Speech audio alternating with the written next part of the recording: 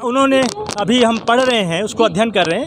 उन्होंने आत्महत्या की, लिखा है कि मैंने आत्महत्या की, और वो किसी अपने शिष्य से दुखी थे, जिसके बारे में उन्होंने ऐसा प्रथम दृष्टया लग रहा है। आप लोग की जांच पड़ताल में क्या बात सामने आ रही है? जांच पड़ताल तो अभी इन्वेस्टिगेशन हो रहा है। मैंने आपको बता दिया, प्राइवेट कमरे में मिला था सर। नहीं, उनके जो गेस्ट हाउस है जहाँ वो रात में नीचे दिन में रहते हैं, उस कमरे में फैन से लटका हुआ था शव। ये लगभग सूचना 5:20-25 जिस आनंद गिरी का नाम जिक्र किया उन्होंने जी, उन्होंने अपने कुछ लोगों का जिक्र किया है और भी अपने शिष्यों का जो उन्होंने अच्छा किया सबके बारे में। आनंदगिरी का भी नाम है उसमें? जी, उसमें भी उनका भी नाम है, लेकिन अभी हम विवेचना कर रहे हैं। उन्होंने लिखा है कि बहुत सारे कारणों से दुखी थे और इसलिए वो आत्महत्या कर रहे हैं। ठीक है। उन्होंने ये लिखा कि मैं सम्मान से जिया और मैं सम्मान के बिना नहीं रह सकता, मैं क्या करूँगा, कैसे रहूँगा, मैं बार बार, लेकिन मैं हिम्मत नहीं कर पा रहा था। तो ये सारी की बातें उन्होंने बहुत ही मार्मिक चीज़ें लिखी हैं। लेकिन इस परेशानी की घड़ी में, दुखद घड़ी में, इतने बड़े संत थे और पूरे प्रयाग की शान थे, वो अखाड़ा परिषद के अध्यक्ष थे, तो इसलिए उनको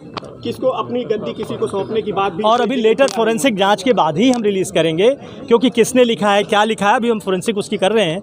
लेकिन जो लिखा है उसको लोगों पहचान रहे हैं कि वो हैंड राइटिंग है। अंदर से बंद था या खोला? जी, बंद था, बंद था। तोड़ा गया कमरे को? जी। सूचना कैसे मिली पुलिस को? सूचना फ़ोन से जब उनके शिष्य ने दी, यहाँ पे जो उनके मुंशी हैं उन्होंने दी, बबलू ने जी। तो मैंने कहा कि नहीं, तुरंत आप लोग कुछ टच मत करिए, अभी हमारी फोरेंसिक टीम, हमारी पुलिस टीम जा रही है। मैं आया तो मैंने देखा, तब तक वो उनकी बता पाने क्या सुबह से क्या आया यहाँ से आश्रम से कि महाराज जो है रस्सी पे, फंदे पे लटक गए हैं।